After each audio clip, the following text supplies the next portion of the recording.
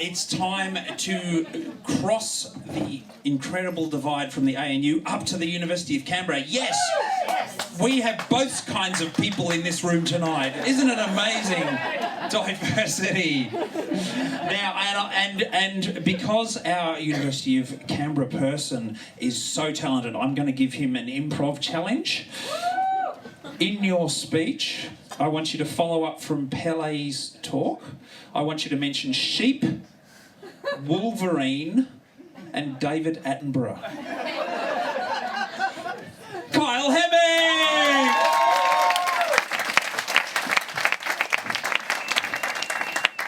Good evening. Thanks, Phil. My name is Kyle, and I have two lovely flatmates. Thanks, man. I'm really into the colour green. I eat green smoothies or drink them. Sometimes they're a bit crunchy. I have a green keep cup, and I love my green Corolla, Joe. But I haven't always been so green-minded, and well, I had a plant once, and it was a cactus, and maybe I let him die. They told me they thrive on neglect. But I've been working on my relationship with plants, and I'm proud to say I'm 4 years without an incident. I've even embarked on a PhD on plants. Who knows, maybe I'll work up to a human baby next. But I wasn't always so sure-footed about my existence, and as a younger man, I was searching for guidance, and I decided to get a spirit guide. Put up your hand if you have a spirit animal. Come on, do me shy. Excellent. Well done, team. All right, keep your hand up if you have a spirit plant. There you go, Mina. Oh, well done, Peter. Well done. It's okay. I was like you once, but my spirit animal divorced me. Her name was Ruby. She was a sheep.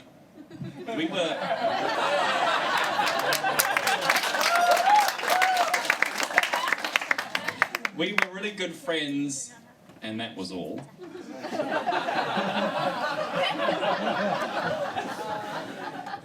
She taught me the joys of frolicking in paddocks, what grasses were the best to eat, what grasses were the best to sleep on. Same ones, by the way. But one day I discovered science, and maybe I dissected one of her relatives. And I knew it was over when I found sheep droppings on my pillow. But plants, you know, they were quite happy about this herbivore divorce, and my new love for them, I thought, maybe I'll find me a spirit plant. Now, spirit guides should reflect our own unique individual characteristics. I am tall, and I'm from New Zealand. So I started there. I ventured to the North Island to find a tall forest species of tree, the kauri. Surely the David Attenborough of plants. This is a noble, wise, and old, watchful giant of the forest. And I found David the kauri. And I said, hello. To my surprise, he answered back. Kia ora, bro. My name's David the Cody, but you can call me Dave.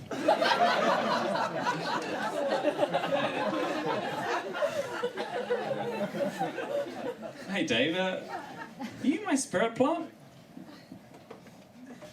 Oh, it depends, Cole. What are some of your defining characteristics? I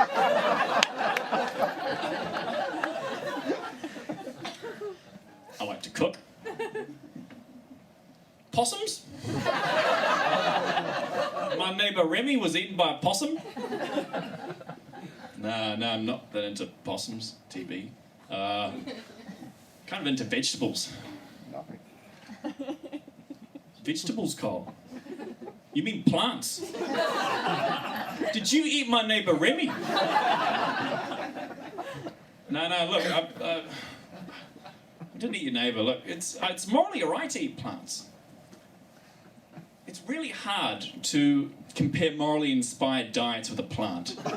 Do you know what they eat? Sunlight, CO2 washed down with some water. Imagine if we could vote for a politician with that diet. That's a competitive Green Party candidate. Now, Dave wasn't he wasn't convinced by my herbivorous diet, but he did decide to help me. He said, Kyle, head south and find the bull kelp. So I ventured south and I read up about this bull kelp fella. Turns out he's a big seaweed and lives in the bottom of New Zealand, South America and Southern Africa. He uses his holdfast root system like claws to dig into the sharp volcanic rock and flops around like a pool noodle in the freezing southern oceans. Sounds a bit like Wolverine.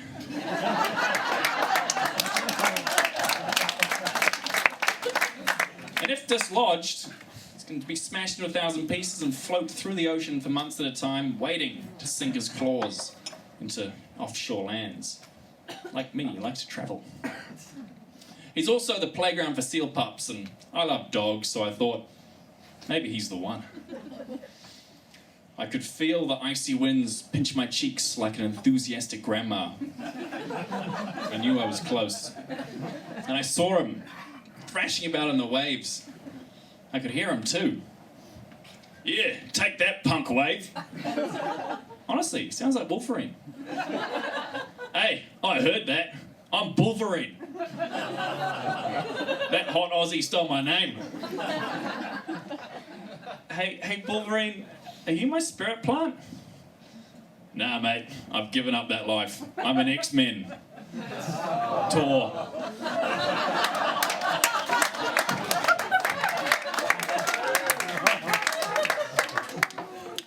Yeah, I play with seal pups now. But tell you what, Kyle, go to Europe, find a nice continental type, settle down.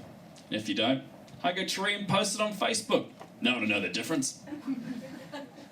So off I went to Europe, and I ate all of the French cheeses, homemade Italian pasta, and German beer. And it was awful. No amount of carbohydrates, fats, and alcohol could fill the hole in me that yearned for a plant spirit guide. The Europeans were helpful, but not my kind of jam. They said things like, Kyle, the secret to a fulfilling existence is a 3-hour lunch.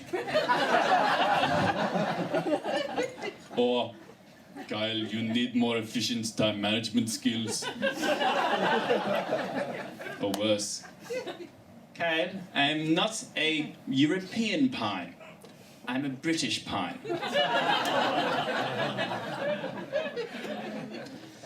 I finished off my trip in Ireland, the birthplace of the name Kyle. And in nowhere in particular, I got off the bus and was wandering this road, and I noticed a green shrub on the side of the road. It had a limb out like he was trying to hitchhike somewhere warmer. It looked familiar. I investigated. It wasn't tall and strong or tough and intertidal. It was small and green. I noticed his leaves, each one of them bent in the exact same way, like a kink in its very genes. I knew this plant. This was a New Zealand broadleaf. And it struck me, how did this broadleaf beat 80 million years of tectonic plate separation? Did he float through the oceans? Did he fly here? Did he fly Jetstar? No, that's ridiculous. He'd still be delayed in Sydney. He told me his name was Broady, and we shared bent spines, a love for quiet Sunday afternoons, and an intense dislike for household chore wheels. But he didn't say anything else. He didn't need to. I knew I'd found my spirit plant, and it made me realize why I'd gone all this way to find a plant that was in my home all along. See, Brody showed me that maybe my journey was my destination, and that maybe Spider-Man got it wrong, that with great responsibility comes great power, that maybe instead of a plant searching for stuff, that I'm responsible for my amazing superhuman ability to move and to speak, and that maybe I should use those powerful abilities for those who are still and quiet, for the tall and strong plants, for the tough and intertidal, or the small and green ones. All of them. So I ask all of you to give your spirit animal, him, her, or they, a spirit plant friend. There are 300,000 types out there waiting for you. Or maybe it's as simple as going to your backyard and letting one find you. Thank you. Good night.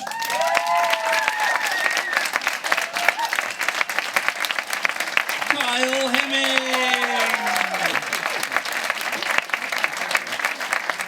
How did he do that? Sheep, Wolverine, David Attenborough, you're